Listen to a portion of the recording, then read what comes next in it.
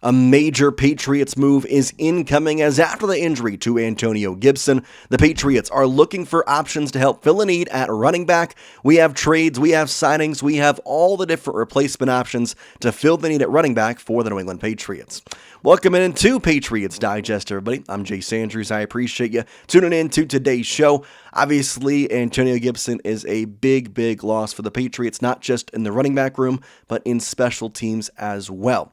With that being said, the Patriots are going to make a move in that running back room, adding somebody soon, and when they do, we'll be the first one on it. So with that being said, if you want to know it right away, then hit that subscribe button because I promise you, we're going to get you covered on everything you need to know New England Patriots. We all know the injury to Antonio Gibson is brutal. He left the game on Sunday versus the Buffalo Bills. It was revealed yesterday in an MRI that he did in fact tear his ACL and is out for the rest of the season. This is a pretty big blow. This is something that the Patriots were not really looking forward to when you think about having just two running backs on their active roster, and one of them fumbles the ball every time he touches it in Rhamondre Stevenson.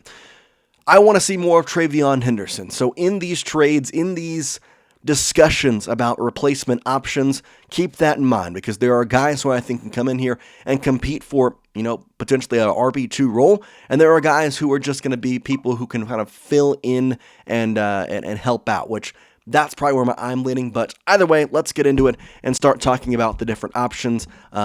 We got this from an article talking about 8 different backup running back options. We have 7 in here. The one that we missed is JaMycal Hasty. Technically, he's an external option. He was on the Patriots past couple years. Free agent right now. Out of Baylor, I think maybe could be an option, but I didn't really want to think to spend too much time on him. So let's get into it. 7 different options for the Patriots to replace Antonio Gibson. The first one is one that I think is an intriguing one to say the least. That would be Nick Chubb of the Houston Texans. Now, a couple of different things with Chubb. You see, the Texans really don't need him. In fact, here is a quote saying the 4-time Pro Bowler started the season playing 50% of the offensive snaps. However, since the emergence of Woody Marks, Chubb's workload has taken a hit as he played a season-low 34% of offensive snaps in Week 5. This is part of the issue for the Texans that they don't need Nick Chubb. The second part of that is that Joe Mixon should return off IR as well, and that running back room gets even more thin for Chubb, and a trade could be coming, especially with the Texans and the record as they sit right now.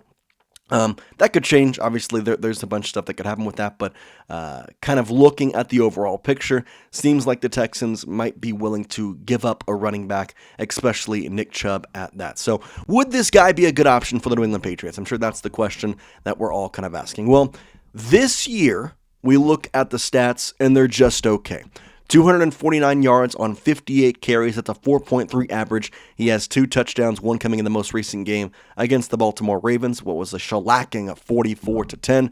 However, they are in fact 2-3 and 7 receptions and 46 yards.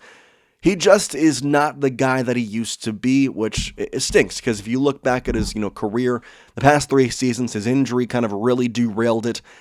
Even if you want to go back, though, to 2022, 1,500 yards, 2021, 1,200, 1,000 in 2020, and 1,400 in 2019 as well.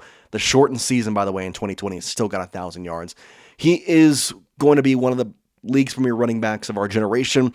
Unfortunately, his time may be coming to the close, especially with a running back lifetime in the NFL, but I think he still could be proven useful for the New England Patriots and is the first option to talk about. So that's one of the trade options. The other trade targets that are on this list are Baltimore Ravens running back Justice Hill and Cleveland Browns running back Jerome Ford. Jerome Ford has been talked about in a lot of different trade ideas. We look back to his stats here, 5 games, 18 rushing attempts, 110 yards, 3.1 average on 22 yards per game, 13 receptions. Nothing crazy with Jerome, to be honest. I think that he has been put in a lot of trade topics because Quinshon Judkins has looked good with the Cleveland Browns. Obviously, the Browns already made a trade today, sending off Joe Flacco to the Cincinnati Bengals. it seems like the Browns understand that this season they're going to be able to sell the team off, and Ford is the next move coming past Joe Flacco. I like Ford for a couple of different reasons. He has proven abilities as a backup back. I think he could really fill in a good role, and I think he's probably the best option in all these because the Ravens, I think, are less likely to ship off Justice Hill. He is kind of sneaky, useful for them, I think is the right word. Had 72 yards this season. However, he has one rush this year for 71 yards, so you can kind of infer his other 8 carries what happened, but 200 yards solidly, had a 387-yard season back in 2023 with injuries to the running back room in Baltimore. But they like Justice Hill. They use him in a receiving back role. I think he'd be a little bit harder of a back to kind of, let's say, pry away from the Baltimore Ravens rather than, Jerome Ford or Nick Chubb. I think would be a lot more of, hey, we can give you a pick for him and you don't have to have him anymore. And they'd say, oh, we'll take it. Thank you. Now, they're not going to just give you get an 8th round pick or something like that. And obviously that doesn't exist. But besides the point, you need to give something of value. And I think those are probably the best options to look at in terms of what's kind of in your price range, might be the right way to say it. In terms of free agents, we'll talk about them. The top one that was listed was Zack Moss. He played most recently for the Cincinnati Bengals, and I think he could be a decent option for the running back role. If you look at his, career averages here, first 3 years in Buffalo, nothing special. Had a great year in Indianapolis in 2023, which got him that contract with the Bengals. Only appeared in 8 games, had some intriguing injuries and stuff like that.